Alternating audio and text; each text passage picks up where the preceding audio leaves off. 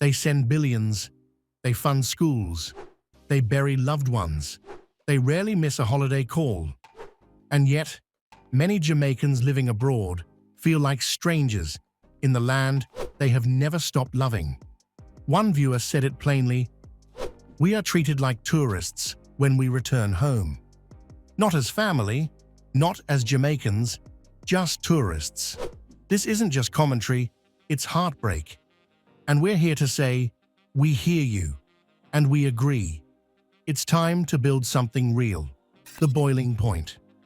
Over the last few weeks, our inbox and comments have been flooded, not with complaints, but with truth. Raw, honest, unfiltered. We are regarded as a source of income, but not real Jamaicans. We fear going back, not because we don't love home, but because home no longer feels safe. How can we be the ones holding the handle, yet always treated like we hold the blade? You're not shouting, you're pleading. Pleading for vision, for respect, and for the kind of national leadership that treats the diaspora as more than just a remittance machine. Because what's happening now, it's not working, and Jamaica is bleeding potential every single day. The real problems no one's fixing. Let's talk facts. Jamaicans abroad send more money home than our country earns from exports in some industries. Yet somehow, Jamaica is still one of the poorest countries in the Caribbean. Where is the accountability? Where are the safe, structured pathways to invest? Where is the trust? One viewer asked, "If we can't protect Usain Bolt's millions, how do we protect a returning nurse from London or an entrepreneur from Atlanta?" Others spoke of being extorted for permits, being denied local rates, being robbed, being shot at.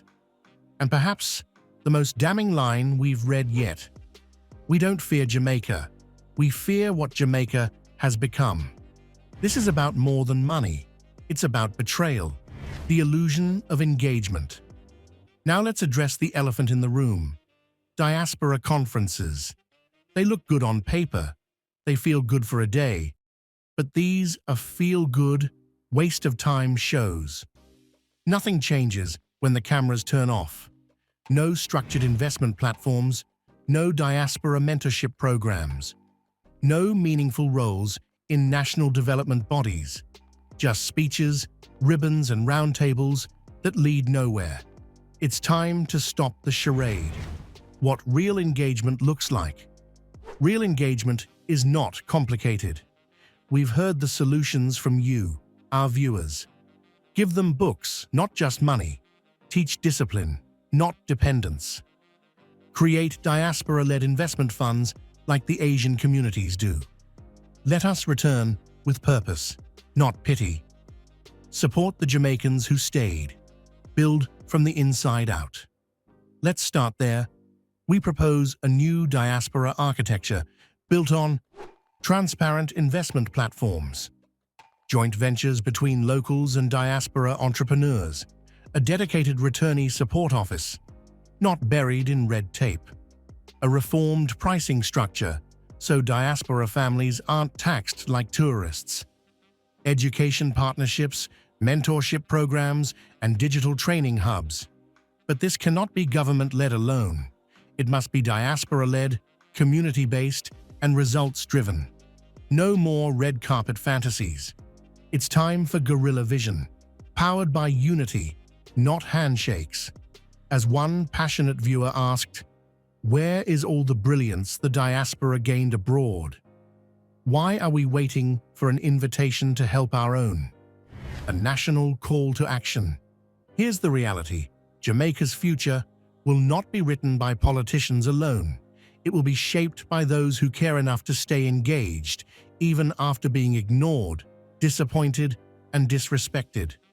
We cannot continue losing generation after generation to frustration and distance. We must act now to build bridges, not memorials. The diaspora has the expertise. Jamaica has the need. What's missing is the will to connect them.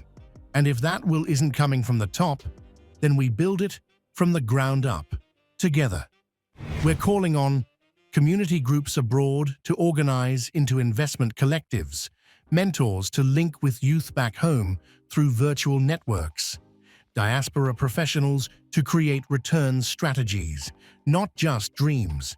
Young Jamaicans on the island should reach out and build relationships with those abroad. This is not fantasy, it's survival, and it's time. Let's build something that lasts. To every Jamaican abroad who commented, who cried, who told your story, we hear you. To every Jamaican at home who's tired of waiting, we see you. This is not a fight between two worlds. It is the rise of one nation, united, global, and determined to build. We don't need more applause. We need architecture. We don't need more praise. We need policy. We don't need more pride. We need partnerships. Let's build the Jamaica we've all been dreaming of. One voice, one plan, one purpose, one love, with real action behind it. If you haven't already done so, please like this video and subscribe to our Impacting Jamaica channel today.